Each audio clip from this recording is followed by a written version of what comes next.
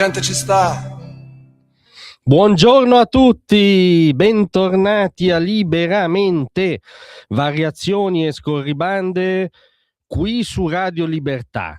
Allora non vorrei rovinarvi la mattinata con una ipotesi, diciamo, più che indigesta, diciamo, terrificante. Però c'è un grande rimosso nel dibattito nostrano sui giornaloni di oggi che sono tutti in fregola perché si è aperta la rottura, la tensione, insomma, si è estremizzata tra Italia e Stati Uniti, tra governo Meloni e Trump e occhio perché io adotterei sempre questo termometro. Se i giornaloni, se loro signori sono contenti e si complimentano, qualcosina che non va potrebbe esserci al di là delle volontà di tutti i soggetti in causa. Ma questo clima festante perché siamo tornati tutti anti-americani con la K, anche sull'onda di errori oggettivi, per carità, dell'amministrazione Trump, omette una lievissima questione che vorrei ricordare con un'ipotesi diciamo di scuola negativa che spero non accada, ma mettiamo che domattina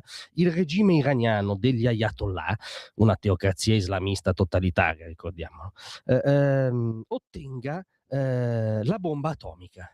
È un'ipotesi così peregrina, visto che la Repubblica Islamica rincorre la bomba atomica dal giorno in cui è nata, dal 1979, dal giorno in cui in Iran si iniziò a governare nel nome di Allah, come disse l'Ayatollah Khomeini. Ed era proprio un obiettivo politico, addirittura escatologico, cioè serviva agli Ayatollah per ridisegnare l'area e il mondo a misura di teocrazia coranica, e le ha inseguito per anni, tant'è che il fatto stesso che tutti i liberal, i per bene, le amministrazioni buone e giuste, Barack Obama in primis, se hanno implementato una trattativa sul nucleare è perché il tentativo sul nucleare era in corso oggettivamente, ma gli stessi negoziatori iraniani a Ginevra poche settimane fa dissero a Witkoff che avevano già accumulato uranio per dare origine a 11 testate nucleari. Benissimo. I bombardamenti americani e israeliani hanno fortemente riportato indietro il programma nucleare iraniano, che però non è sparito dagli obiettivi, anzi il negoziato si è arenato, l'ha detto Vance in primis, proprio perché gli Ayatollah e i Pasdaran, che sono, come dire, hanno scavalcato gli Ayatollah in quanto a radicalismo, non hanno nessuna intenzione di abdicare a questo obiettivo. E beh, se ce la facessero, noi sappiamo da qualche settimana che la gittata dei missili, della capacità di proiezione bellica del regime iraniano supera nettamente le aspettative, arriva anche ai 4.000 chilometri, cioè tecnicamente ha nel mirino tutte le capitali europee, Roma in primis.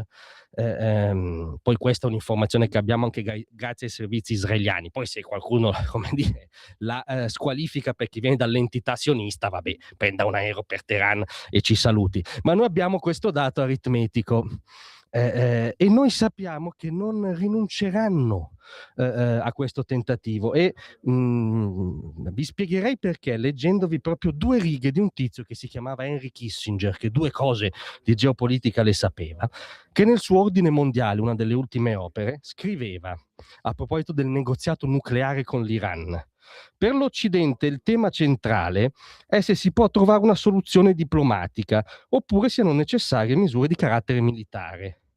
In Iran la questione nucleare viene trattata come un aspetto di un conflitto generale sull'ordine regionale e sulla supremazia ideologica. Ancora, gli Ayatollah descrivono le trattative sul nucleare come parte di un'eterna lotta religiosa, in cui il negoziato è una forma di combattimento e il compromesso è vietato. Questa è la loro ottica. Se il regime vive non rinuncerà per seguire l'atomica con questa ottica ideologica e apocalittica. La domanda è: questa cosa ci turba o non ci turba, sapendo che Roma, leggi San Pietro a proposito di Papa, sarebbe, immaginiamo, uno degli obiettivi strategici, no? Di una teocrazia islamista che vuole cancellare l'infedele dalla faccia della terra. Questo è un tema o non è un tema? Questo va al di là di Trump. Non ci piace Trump, tra 2 anni non ci sarà più, chi se ne frega. Ma questo tema pone un problema di sicurezza alla nostra civiltà e fino alle nostre vite, sì o no?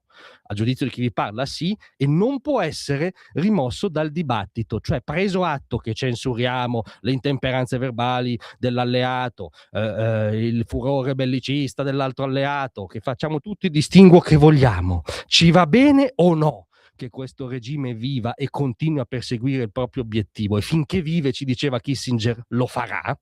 A me, francamente, la risposta sembra insita nella domanda. Grazie a tutti, vi aspetto stasera alle 18. Tra un manifesto e lo specchio